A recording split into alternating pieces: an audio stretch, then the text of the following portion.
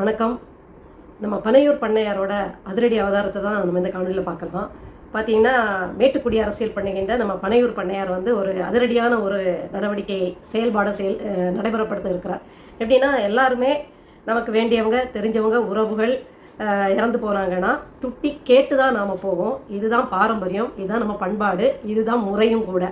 எங்கே துக்கத்தில் இருக்காங்களோ, யார் துயரத்தில் இருக்காங்களோ அவரை தேடி சென்று ஆறுதல் பேசுவது, ஆறுதலாக இருப்பது, ஆறுதலாக நடந்து கொள்வது தான் முறை. அதுதான் இயற்கையும் கூட. ஆனால் எல்லாத்தையுமே நான் தலைகளாக தான் செய்வேன், என்னோட அரசியலே தலைகீழ் தரமாக தான் இருக்கும், என்னோட அரசியலே ஆர்ப்பாட்டமாக தான் இருக்கும், ஏன் அரசியலே நீங்கள் பார்க்குறதுக்கு முற்றிலும் மாறுபட்டு தரிகிட்டத்தனமாக தான் இருக்கும் அப்படிங்கிறத ஒவ்வொரு செயல்பாடுலேயும் நிரூபிச்சுட்டு வர்றது தான் பனையூர் பண்ணையாரோட அரசியல். இந்த பனையூர் பண்ணையார் இப்போது தன்னுடைய மேட்டுக்குடி அரசியலை வெளிப்படுத்தும் விதமாக என்ன நினச்சிருக்காரு, என்ன செய்ய போறாதா சமூக வலைத்தளங்களில் பரவுது அப்படின்னு பார்த்தீங்கன்னா, இவர் வந்து கரூரில் தன்னை பார்க்க வந்து தன்மேல் வெறி கொண்டு, தன்மேல் அதீத கவர்ச்சியினால், தன்மேல அதீத ஈர்ப்பு கொண்டு ஒரு ரசிக வெறியோட தன்னை பார்க்க வந்து அந்த கூட்டத்தில் சிக்கி சின்னாபின்னமாகி உயிரிழந்த அந்த குடும்பங்களை வந்து துட்டி கேட்க போகலை, துட்டியை அவங்க சொல்கிறத இவர் கேட்க போகிறாரு. இவர் போய் ஆறுதல்லாம் கொடுக்க மாட்டார், அவங்க ஆறுதலை தேடி இவர்கிட்ட வரணும். உடனே சொல்லுவாங்க, ஆமாம், ஒரு கூட்டத்துக்கே நீங்கள் பார்க்கலையா, இத்தனை உயிர்கள் போயிடுச்சு, ஒரு பரப்புரைக்கே தமிழ்நாடு தாங்க மாட்டேங்குது, உயிரே விட்டுருது, எங்கள் தேக செம்மலுக்காக தங்களுடைய இன்னுயிரையும் அவங்க நீப்பதற்கு வந்து தயாராகிட்டாங்க, இன்னும் உங்களுக்கு வந்து உயிர் பலி கேட்குதா அப்படின்லாம் ரொம்ப புத்திசாலித்தனமாக கேட்பாங்க. இதே இந்த வெட்டிக்கழக தலைவர் வந்து கட்சி ஆரம்பிக்கிறதுக்கு முன்னாடி இதே உச்ச நடிகராக இருக்கும்போது, இதே உச்சத்தின் கேரியரின் உச்சத்தில் இருக்கும்போது தான் அனிதா என்கிற சிறுமியின், அதாவது 12ஆம் வகுப்பு முடித்து நல்ல மதிப்பெண்கள் எடுத்தும் நீட் தேர்வை எதிர்கொள்ள முடியாமல் தற்கொலை செய்து கொண்ட அந்த விவகாரத்தில் அந்த அனிதா என்கிற அந்த பிள்ளையின் வீடு தேடி இவர் வந்து சென்று ஆறுதல் அளித்துட்டு வந்தார். அப்போவும் அவர் இதே உச்சத்தில் தான் இருந்தார். இந்த ரசிக குஞ்சுகள் இதே ரசிக வெறியில் தான் இருந்தது. அங்கெல்லாம் அந்த கூட்டம் கூடலையே, அங்கெல்லாம் இப்படி ஒரு அசம்பாவிதம் நடக்கலையே. ஏன்னா அது அவர் சொல்லாமல், யாருக்கும் தெரியாமல் ரகசியமாக போனார். அதனால கூட்டம் கூடலாம். போன காரியத்தில் அந்த வீட்டுக்கு ஆறுதலாக இருந்து அந்த வீட்டுக்கு என்ன உதவிகள் தன்னால் முடியுமோ அதை செஞ்சுட்டு வந்தார்.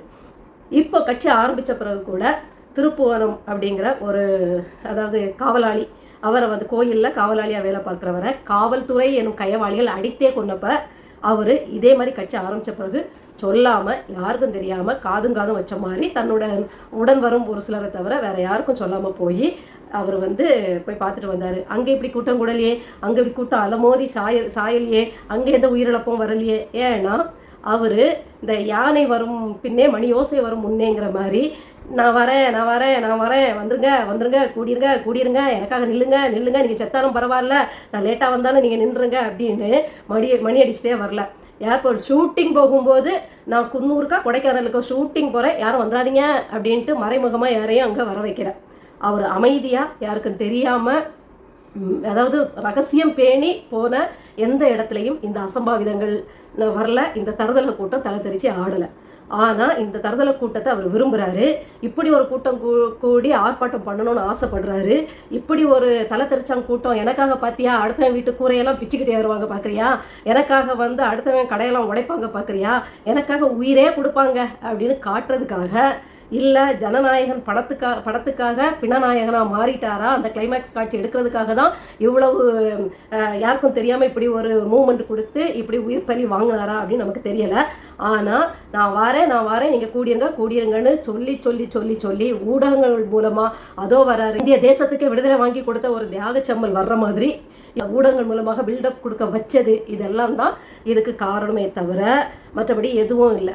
அப்போது நீங்கள் காதும் வச்ச மாதிரி அந்த 41 குடும்பங்களையும் போய் சந்தித்து அவர்களுக்கு உண்டான இழப்பீடை கொடுத்து துஷ்டியை கேட்டிருக்கலாமானா துஷ்டி கேட்டிருக்கலாம். ஆனால் நீங்கள் இப்போ என்ன பண்ணுறீங்க, பனையூர் வீட்டுக்கு வர வச்சு அவங்க வந்து உங்ககிட்ட வந்து துக்கத்தை சொல்லி அழணும், நீங்கள் கேட்டு ஆறுதல் கொடுக்கணும், அப்படியா அப்படின்ட்டு நீங்கள் ஒரு திட்டம் போட்டீங்க. அதுக்கப்புறம் அதுலேயும் ஏதோ வந்து திட்டம் மாறி போய் மகாபலிபுரத்தில் ஒரு 5 ஸ்டார் ஹோட்டலில் ஒரு 41 உயிர்களை கொன்னதுக்கு இழப்பீடு 20 லட்சம், இதில் அரசு வேறு அவங்க பங்குக்கு, அப்புறம் அவங்கவுங்க கொஞ்சம் அவங்க பங்குக்கு கொடுத்தது போக, இப்போ நீங்கள் வந்து தன்னுடைய தவறை மறைப்பதற்கு, தன்மேல் உள்ள இமேஜ் டேமேஜ் ஆன விதத்தை துடைப்பதற்கு, உங்களை வந்து நல்லவன் காட்டிக்கிறதுக்காக எப்படி 20 லட்சத்தை வாங்கின அடுத்த நிமிஷமே எங்கள் பையன் விஜய்க்காக உயிர் கொடுத்தது நியாயம் தாங்க, உயிர் போனாலும் பரவாயில்லங்க, விஜய் நல்லா இருக்கட்டும்னு சொல்ல வச்சீங்களோ அதே மாதிரி இன்னும் அவங்கள வந்து இந்த 5 ஸ்டார் ஹோட்டல் பிரம்மாண்டம் இதெல்லாம் காட்டி, பார்த்தீங்களா அவர் எவ்வளோ பெரிய உச்சபட்ச நடிகர், எங்களை வந்து ஒரு ஹோட்டலில் தங்க வச்சுட்டாரு, எங்களோட உட்காந்து ஹோட்டலில் அப்படி கஞ்சி சோறு பழைய கஞ்சியும் ஊறுகாயம் தொட்டு சாப்பிட்டாரு அப்படின்னு சொல்ல வைக்கணும் அப்படிங்கிறதுக்காக நீங்கள் ஒரு 5 ஸ்டார் ஹோட்டலில் இதை வந்து நடத்தவிருப்பதாக, அதாவது துக்கம் விசாரிக்கும் விழா, துக்கம் விசாரிக்கும் விழாவை நட்சத்திர ஹோட்டலில் கொண்டாடுறதா ஒரு செய்தி வெளியாகிருக்கு. இதை விட ஒரு பணக்கார திமுறை உலகத்தில் பார்க்க முடியாது. இதை விட ஒரு மேட்டுக்குடி சிந்தனையை நீங்கள் எங்கேயுமே பார்க்க முடியாது. இதுவும் ஒரு வகையான பணக்கார திமுறை காட்டக்கூடிய வகைகளில் ஒரு அதீதமான ஒரு என்ன சொல்கிறதுன்னா, எனக்கு இதை எப்படி இந்த வார்த்தைக்குள்ளே அடைக்கிறதுனே தெரியலை. அந்த மாதிரி உண்மையிலே விஜய் அவர்கள் உளவியல் சிக்கலில் இருக்காரான்னு தெரியல. தன்னுடைய தப்பை மறைக்க தான் வந்து இப்போ வந்து பெருத்த மன உளைச்சலில் இருப்பார். ஆளுக்கு அடிக்கிற அடியில் ஆள் வந்து படுத்தே விட்டாரையா அப்படிங்கிற மாதிரி ஆகிட்டாரு. இதெல்லாம் மறைக்கிறதுக்கு போடுற திட்டங்கள் கூட அவர் எவ்வளோ ஒரு பைத்தியக்கார சூழ்நிலையில் இருக்கார், அவருடைய மூளையின் செயல்பாடு எந்த விகிதத்தில் இருக்குது அப்படிங்கிறது நமக்கு சுட்டி காட்டுது. இதுக்கடையில் எனக்கு இன்னொரு தகவலும் நமக்கு தெரிய வருது என்னென்னா, இவர் வந்து பரப்புரையே ஹெலிகாப்டரில் பண்ண போகிறாராம்மா. பார்த்தீங்களா, அப்படி என்ன ஜெயலலிதா அம்மையார் அவர்கள் மட்டும்தான் தான் நடிகை நடித்த சம்பாத்தியம் இன்னும் பல சம்பாத்தியங்கள், அதாவது ஊழல் எல்லாத்தையும் பண்ண அந்த பணத்தில் வந்து ஹெலிகாப்டரில் பறப்பாரா? அவர் மட்டும்தான் கட்சி பணத்திலையும் ஊரா வீட்டு பணத்திலையும் மக்கள் பணத்திலையும் ஹெலிகாப்டரில் பறந்து பரப்புரை செய்வாரா? நான் குறைஞ்சவனா? நான் எவ்வளோ பெரிய நடிகன், நான் எவ்வளோ உச்ச நடிகன், நான் வந்து உச்சத்தில் தான் பறப்பேன். நான் எவ்வளோ பெரிய உச்சத்தில் இருந்தேனோ அவ்வளோ உச்சத்தில் இருந்து தான் பரப்புரை பண்ணுவேன். கேட்டால் என்ன சொல்லுவாங்க, நான் வந்து தரையில் தவழ்ந்து வந்தேன்னா நிறைய உயிர்கள் பலியாக நேரிடும், நான் அப்படியே பறந்துக்கிட்டே பரப்புரை பண்ணேன்னா எல்லாரும் அணாந்து பார்த்துக்கிட்டு ஓட்டு போட்டுருவாங்க அப்படின்னு. நினப்பு சரிதான், உங்களுடைய முட்டாள் ரசிக கூட்டங்கள் இருக்கிற வரைக்கும் ஸ்பீடுங்கிற ஒரு யூடியூபர் பின்னாடி ஸ்பீடாக போய் ஸ்பீடாக வந்து தளபதினு கத்தி ஸ்பீடாக இந்தியாவின் சீஃப் மினிஸ்டர்னு சொன்ன தற்குறிகள் கொண்ட முட்டாள் பைத்தியக்கார கூட்டமாச்சே, கண்டிப்பாக உங்கள் மேலே உள்ள ஒரு நடிக வெறித்தனத்தால் போடுவாங்க. நீங்களும் அதை சாதகமாக பயன்படுத்தி தான் நம்ம என்ன பைத்தியக்காரத்தனம் பண்ணாலும் நமக்கு ஓட்டு போடுறதுக்கு ஒரு கூட்டம் இருக்குங்கிறத நம்பி இதெல்லாம் செய்கிறீங்க. இப்படியாக பனையூர் பண்ணையார் மேட்டுக்குடி அரசியலை பேசும் வெட்டிக்கழக தலைவர் வந்து ஹெலிகாப்டரில் பறந்து வந்து ஓட்டு சேகரிக்க போடுறாரு. நானும் மக்கள்கிட்ட என்ன சொல்கிறேன், அவர் பறந்து வந்து கேட்குற மாதிரி நீங்களும் ஓட்டை வந்து போய் விரலால் அழுத்தி ஓட்டு போடாமல் அவர் பறந்து வரும்போது உங்கள் ஓட்டுகளை அவர் வந்து ஹார்ட்டை இப்படி அனுப்புவார் இல்லையா, நீங்கள் ஓட்டு உங்களுக்கு தானே இப்படி காற்றுலையே அனுப்பிட்டு விட்டுருங்க அப்படின்னு தான் நான் சொல்கிறேன். உங்கள் ஓட்டை காற்றுலையே அவருக்கு அனுப்பி வச்சுருங்க, அவர் ஹெலிகாப்டரில் அதை சேர்த்து வச்சுருப்பாரு. சரியா? இப்படியாக ஒரு மேட்டுக்குடி அரசியலை இவர் பண்ணிகிட்டு இருக்காரு. இன்னொரு தகவலும் என்னால் வந்து சமூக வலைதளத்தில் பார்க்க முடிஞ்சுது. என்னன்னா, அந்த கரூர் உயிர் பலி சம்பவம் இருக்கு இல்லையா, இதுக்கு வந்து சிபிஐ வந்து இது வழக்கு பதிவு, அதாவது முதல் கட்ட தகவல் அறிக்கை வந்து சமர்ப்பணம் செஞ்சிருக்கு. அதில் வந்து குற்றவாளி A1 குற்றவாளியாக்கப்பட்டிருக்கிறது யாருன்னு பார்த்தா அந்த கரூர் மாவட்ட செயலாளர் தான் அப்படிங்கிறத வாசிக்க நேர்ந்தது. இது எவ்வளோ தூரம் உண்மைன்னு தெரில. நான் அடித்து சொல்கிறேன், தமிழக மக்களே, இந்த வெட்டி கழகத்தை நம்பி அதாவது தலைத்தெறிச்சு ஆடுற கூட்டமே இவன் தான் நம்ம தலைவன்னு தெரியாமல் மூலக்கோளாறாகி திரிகின்ற படித்த மேதாவிகளே, உங்களுக்கு சொல்கிறேன், இந்த கரூர் சம்பவத்துக்கு முழு பொறுப்பு விஜய் தான் ஏற்றுக்கணும். நான் வந்து விஜய் இதை ஏற்றுக்கிட்டு ஆமாம் நான் தான் 41 பேரை கொண்டுட்டேன், அதனால என்ன வந்து ஆயுள் தண்டனை கொடுங்கன்னு ஜெயிலில் போய் உட்காரணும்னு சொல்ல வரல. அந்த ரெஸ்பான்சிபிலிட்டியை நான் ஆமாம் இதுக்கு காரணம் ஒரு வகையில் நான் தானே, அவர் மனசார அதை நினைக்கணும், அதை வந்து பேசணும் அப்படின்னு தான் நம்ம நினைக்கிறோம். அவர் வந்து அதை ஏற்றுக்கணும். ஆமாம், இந்த கரூர் சம்பவத்துக்கு என்னுடைய காலதாமதம், நான் வந்து பல உள்குத்து வேலைகள் செஞ்சதுனால தான் இது நேர்ந்தது, நான் வந்து சரியான சாப்பாடோ தண்ணியோ என்னுடைய கட்சியின் சார்பாக நான் அதாவது வழங்குறதுக்கு ஏற்பாடு பண்ணல, என்னுடைய முன்னேற்பாடுகளில் ஏற்பட்ட தொய்வு தான் இதுக்கு காரணம் அப்படிங்கிறத அவர் ஒத்துக்கிட்டா போதும், ஏற்றுக்கிட்டா போதும், அதே அவர் செய்த தவறுக்கு வந்து பரிகாரம் ஆயிடுது அப்படிங்கிறது தான் நம்மளுடைய எண்ணம். ஆனால் அதை செய்யாமல் இப்போ பாருங்கள், பாஜகவோட பிடியில் விஜய் சிக்கியாச்சு. இதில் நம்ம வந்து முதல்ல பாஜகவோட பி டீமா நாம் தமிழர்னு சொல்லிட்டு இப்போ வந்து இவங்க பி டீம் ஆகிட்டாங்களாம். இப்போ பாஜகவோட பி டீம் வந்து தாவேகா கட்சி. உடனே நம்மளை யாரையாவது ஒரு பி டீமோட சேர்த்துடணும் அப்படின்ட்டு திமுகவோட பி டீம்னு நம்மளை வந்து அது ஒரு பரப்புரை அப்படி பண்ணுவாங்க. பொய்யா பரப்புரை பண்ணுறதுன்னு அவங்களுக்கு வேலை. திமுகவின் முதல் எதிரியே சிம்ம சொப்பனமே நாம் தமிழர் கட்சி தான். அது தெரியாமல் நாங்கள் திமுகவையும் விமர்சனம் பண்ணுறோம், அதிமுகவின் அயோக்கியத்தனத்தையும் புட்டு வைக்கிறோம், தாவேகாவின் முட்டாள்தனத்தையும் என்ன சொல்கிறது பதவி வெறியில் வரக்கூடிய ஒரு அரசியல் புரிதலே இல்லாமல் ஏதோ அந்த சினிமாத்தனமான ஒரு அரசியல் பண்ண வராரு பண்ணையார்த்தன அரசியலை பண்ணவாரு, அடுத்த ஜெயலலிதாவை உருவாக வராரு அப்படிங்கிறத தெரிஞ்சுக்கிட்டதுனால தான் அதையும் விமர்சனம் பண்ணுறோம். அப்படி எல்லாரையுமே விமர்சனம் பண்ணிட்டு இருக்கோம். எல்லாருக்கும் எதிரி நாம் தமிழர் கட்சி, யாரோட பி டீமும் கிடையாது, 0 டீம் தான். எல்லாருக்குமே எதிரி கட்சினா அது நாம் தமிழர் கட்சி தான். இப்போ இவ்வளோ நாளும் நாம் தமிழரை பிஜேபியின் பி டீம்னு சொல்லிக்கிட்டு இப்போ அந்த பி டீமாக இந்த தாவேகா கட்சி மாறிடுச்சு. இப்போவும் விஜயை மட்டும் காப்பாற்றும் நோக்கில் அடித்து சொல்கிறேன், இந்த மாவட்ட செயலாளரை கைது பண்ணி ஜெயிலில் அடைச்சி பாடாப்படுத்தும் இந்த பாஜக கட்சி. அப்படிதான் இந்த சிபிஐ விசாரணை போயிட்டுருக்கு அப்படிங்கிறது நமக்கு புரியுது. அடுத்தது மிஞ்சி போனால் புஷி ஆனந்தையோ, ஏன்னா புஷி ஆனந்துக்கிட்ட தகவல் தெரிவிக்கப்பட்டது காவல்துறையால் அப்படிங்கிற அந்த பேசுகிற உரையாடலோ ஏதோ ஒன்று நிரூபணமாக இருக்கிறனால புஷி ஆனந்தையோ கைது பண்ணி குறைஞ்சபட்சம் புஷி ஆனந்த் கைது செய்யப்படுவார் ஒழிய விஜயை லாவகமாக இதுலேருந்து பிஜேபி தப்ப வைக்கும். இதை தப்ப வைக்கிறதுக்கு தான் ஆதவ் அர்ஜுனாவெல்லாம் ஒன்றும் பண்ணாது. ஏன்னா ஆதவ் அர்ஜுனாவோட மாமனார் ஊரை அடித்து ஒரையில் போட்டு லாட்ரி சீட்டு பணத்தில் கோடிக்கணக்கான பணங்கள் பிஜேபிக்கு எலெக்ஷன் தேர்தல் நிதியாக கொடுத்துருக்காப்புல. அதனால் கண்டிப்பாக ஆதவ் அர்ஜுனா மேலே துளி கூட கை வைக்காது. அது திமுகவும் கை வைக்காது, காங்கிரஸ் அதாவது பாஜகவும் கையே வைக்காது, விட்டோம். விஜயை தப்பு வச்சு புஷியையும் இந்த மாவட்ட செயலாளரையும் கைது பண்ணி விஜயை ஒரு அச்சத்திலேயே வச்சு பயமுறுத்தலையே வச்சு தன்னுடைய கைப்பாவையாக்கி விசை அப்படிங்கிற நடிகரின் முதுகில் ஏறி சவாரி செஞ்சு பிஜேபி உள்ளே வந்துடணும்னு பார்க்குதே ஒழிய வேற எதுவும் கிடையாது. இதில் தாவேகா கட்சி தலைவர் தன்னுடைய தவறை ரெஸ்பான்சிபிலிட்டியை ஏற்றுக்காததுனால ஒரு முதலையோட வாயில் ஒரு அனகொண்டா வாயில் போய் சிக்கி இருக்காரு. இந்த அனகொண்டாக்கள் எல்லாம் சேர்த்து விஜய் மட்டும் விழுங்க போகிறதில்ல, இவருடைய மாவட்ட செயலாளரை கைது பண்ணி இல்லை புஷி ஆனந்த் அவர்களை கைது பண்ணி சிபிஐ விசாரணையை முடிச்சிடும். அவ்வளோதான். எல்லா சிபிஐ விசாரணையும் 5 வருஷம் 10 வருஷம் இழுத்தா இதை மட்டும் சீக்கிரமாக முடிச்சு ஒரு முடிவுக்கு கொண்டு வந்துடுவாங்க. ஏன்னா அடுத்த தேர்தலுக்குள்ள தாவேகா கட்சியை பிஜேபியோட சேர்ந்து மலர வைக்கணும் அப்படிங்கிறதுக்காக.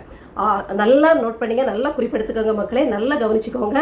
இந்த தாவேகா கட்சியின் தலைவர் பின்னாடி போகின்ற மடச்சாம்பிராணிகள் இல்லைன்னா புத்தி பேதலிச்சு போய் இப்படி கூவிட்டு தெரிய இந்த மக்களுக்கு, அதில் படித்த மேதாவிகளும் இருக்கீங்க, அவங்களுக்காக சொல்கிறேன்.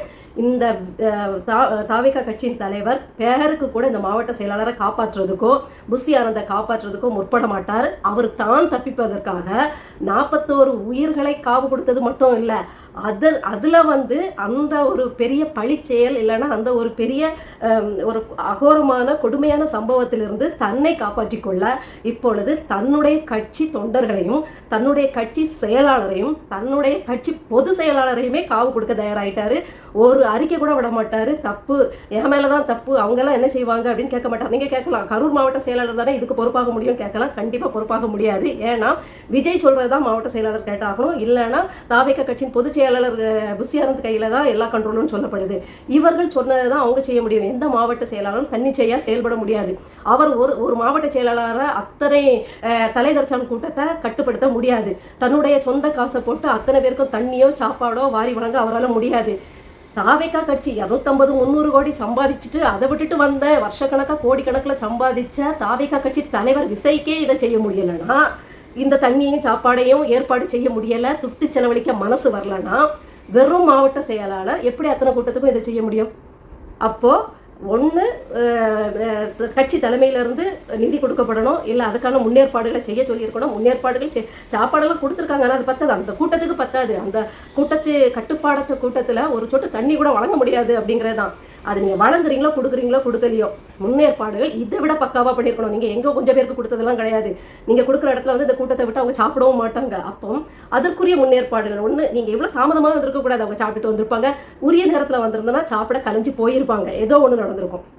ஆக மொத்தத்தில் கட்சி தலைமையை மிஞ்சி மாவட்ட செயலாளர் தன்னிச்சையாக எந்த கட்சியிலையும் முடிவெடுக்க முடியாது. அதுவும் இது மாதிரிப்பட்ட பெரிய கூட்டத்தை கண்ட்ரோல் பண்ணக்கூடிய கட்டுப்படுத்தக்கூடிய இதெல்லாம் கண்டிப்பாக முடியவே முடியாது. அதுவும் 3 வியூக கவிழ்ப்பாளர்களை கூடவே வச்சுக்கிட்டு அவங்க பேச்சை கேட்டுட்டு தலையாட்டிட்டு தெரிகிற தலைவரை வச்சுக்கிட்டு மாவட்ட செயலாளர்களோ பொறுப்பாளர்களோ எதையும் செய்ய முடியாது. ஆனால் இன்னைக்கு தன்னுடைய இந்த பழியிலிருந்து தன்னுடைய ஒரு மெத்தன போக்குனால காவு கொடுக்கப்பட்ட இந்த உயிர் பலிக்கு இன்னைக்கு விஜய் அவர்கள் தன்னுடைய சொந்த கட்சிக்காரர்களையே காவு கொடுக்க ரெடி ஆகிட்டாரு. தான் மட்டும் தப்பிச்சா போதும்னு நினைக்கிறாரு. இதை மனசில் வச்சுட்டு மக்கள் முடிவெடுங்க. இப்படிப்பட்ட ஒரு பொறுப்பற்ற ஒரு தன்னை மீறி தான் நடந்துச்சு. அவர் யாரையும் சுட்டு கொல்லலை, அவர் யாரையும் பிடிச்சி தள்ளி விடலை, அவர் யாரையும் கழுத்தை நெரிக்கலை, அவர் யார் மேலேயும் மிதிச்சு சாக்கடிக்கல தான். ஆனால் இவை அனைத்து நடைபெறதுக்கு நாமும் ஒரு காரணமாயிட்டோமோன்னு இன்னைக்கு வரைக்கும் உணராம அந்த பழியை தன் மீது வாங்கி கொள்ளாத இந்த விஜய் இதற்கு ஓடி ஒளிஞ்சு பனையூருக்கும் பட்டணப்பாக்கத்துக்கும் மாறி மாறி கூட்டுக்குள்ள அடைஞ்சு கிடக்கிற இந்த விஜய் எந்த மக்கள் பிரச்சனைக்காக இந்த ஆரிய வர்க்கத்தையும் இந்த திராவிட வர்க்கத்தையும் எதிர்க்க போறாரு? இந்த விஷயத்துக்கே இவரால் ஈடு கொடுக்க முடியலைன்னா இதுக்கே நின்று போராட முடியலை. வழக்கு போடுங்க, நான் சந்திக்கிறேன்.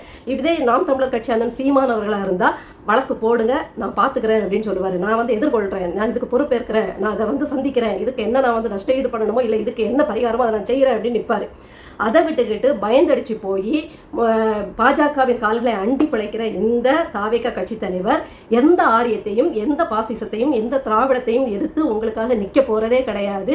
இவர் மக்கள் பிரச்சனை ஒன்றுனா இவர் மேலே வழக்கு வருது, கைதாயிருவோன்னு உறுதியானா கட்சியாவது ஏதாவது மச்சி கதவை தர அப்படின்ட்டு பனையூர் கேட்டை ஓப்பன் பண்ண சொல்லிட்டு ஓடி போய் ஒளிஞ்சுக்குவாரே தவிர கண்டிப்பாக உங்களுக்காக நிற்க மாட்டார். இனிமையாவது அட்லீஸ்ட் படித்தவங்களாவது புரிஞ்சுக்கோங்க. ஒரு பாறை சோற்றுக்கு ஒரு சோறு தான் பார்த்தோம். அதே மாதிரி இந்த தலைவர் எப்படிப்பட்டவன் தெரிகிறதுக்கு இந்த ஓரிரு சம்பவங்களே போதும் அப்படிங்கிறத நான் எடுத்து வைக்கிறேன். அடுத்ததாக ஒரு மனதை வேதனைப்படுத்துகிற ஒரு விஷயம். சென்னையில் வந்து புழுதிவாக்கங்கிறதுல ஒரு அரசு தொடக்கப்பள்ளியில் சிறு குழந்தை 1ஆம் வகுப்போ 2ஆம் வகுப்போக்குள்ளே அதுக்குள்ளே படிக்கிற ஒரு குழந்தை இங்கு மை கொட்டிடுச்சு அப்படிங்கிறதுக்காக ஒரு தலைமை ஆசிரியை அதை மாப் ஸ்டிக்காலேயே அட்டின்னு அடித்து உடம்பு முழுக்க தடமாக அடித்த தடமும் செவப்பாக கண்ணி போய் இருக்குது. உடம்பு முழுக்க கை முதுகு கால் தொடை எல்லாம். இதில் அது பட்டியலின வகுப்பை சேர்ந்த பிள்ளை அப்படின்னு சொல்லுது. உங்களுக்கு என்ன ஒரு வக்கரம்? நீங்கள் வந்து தலைமை ஆசிரியர் அப்படிங்கிற மெத்தனமா, இல்லை அரசு அதிகாரிங்கிற மெத்தனமா, நம்மளை யாரும் கேட்க மாட்டாங்கிற மெத்தனமா, இல்லை இந்த குழந்தை பட்டியலின குழந்தை அப்படிங்கிற இலக்காரமா? அப்படிதான் பார்க்க தோணுது. தலைமை ஆசிரியர்கள் நீங்கள்லாம் உங்கள் கைவண்ணத்தை உங்களுடைய பலகைகளை கரும்பலகைகளில் காட்டுங்க. உங்களுடைய கிரியேட்டிவிட்டியை நீங்கள் கோடு போடுறதும் நீங்கள் இது வரைபடம் வரைகிறதும் எல்லாத்தையும் உங்கள் திறமைகளை சாக் பீஸ் எடுத்து இல்லை இங்கு பேனா எடுத்து உங்களுடைய கரும்பலகை இல்லை வெள்ளப்பலகையில் காட்டி குழந்தைகளை முன்னுக்கு கொண்டு வாங்க. உங்களுடைய கற்பனை திறனையும் கைவண்ணத்தையும் அதில் காட்டுங்க. உங்கள் கைவண்ணத்தை இது மாதிரி ஒடுக்கப்பட்ட இல்லை ஒடுக்கப்பட்டனே வேண்டாம், குழந்தைகள் மேலே உங்கள் கைவண்ணத்தை காட்டாதீங்க. ஜொனல் ஜஸ்ட் ஆக்ட் படி இந்த ஆசிரியை அதாவது தலைமை ஆசிரியை ஜெயிலுக்கு போக வேண்டியவங்க சொல்ல போனால். ஆனால் இன்னைக்கு வந்து சஸ்பெண்ட் அதாவது பணி நீக்கம் மட்டும்தான் செஞ்சிருக்காரு. அது இடைக்கால பணி நீக்கமாக தான் இருக்கும். இன்னும் 1 மாசத்துல இன்னொரு பள்ளிக்கூடத்தில் போய் மாப்ஸ்டிக்கோட நிற்பாங்க இந்த அம்மா. ஆசிரியர் பெருமக்களுக்கு வைக்கிற இதுனா நீங்கள் 2வது பெற்றோர், உங்களை நம்பி தான் இந்த பெற்றோரை அனுப்புகிறாங்க. நீங்கள் வந்து கண்டிக்கிறதுக்கு 1008 வழி இருக்குது. சொல்லி கொடுக்கறதுக்கு குழந்தைகளை கையாளும் திறன்களை முதலாவது நீங்கள் கற்றுக்கோங்க. எப்படி குழந்தைகளை கையாளுவதுன்ட்டு நீங்கள் ஒரு பயிற்சி கூடங்களில் கற்றுக்கிட்டு வாங்க. உங்கள் மனநிலைகளை சமன்பாடாக வச்சுக்கோங்க. தேவைப்பட்டால் நல்ல ஆலோசனைகளை பெறுங்க. உங்களுடைய கோபத்தையும் தாபத்தையும் குழந்தைகள் அதாவது உங்களை எதிர்த்தே பேச முடியாத, உங்களை எதிர்த்து சமாளிக்க முடியாத குழந்தைகள் மேலே உங்கள் வன்மத்தையும் வக்கரத்தையும் கொட்டாதீங்க. இந்த தலைமை ஆசிரியைக்கு தண்டனை பணியிடை நீக்கம் இல்லைன்னா ஜெயிலுக்கு போடணும். இதை வந்து நான் வந்து ஒரு குழந்தைகளுக்கான நீதியை வாங்கி கொடுக்கும் இடத்துல பணிபுரிஞ்சேன் அப்படிங்கிறதுல கொஞ்சம் ஆதாரப்பூர்வமாக அழுத்தமாகவே சொல்லிக்கிறேன்.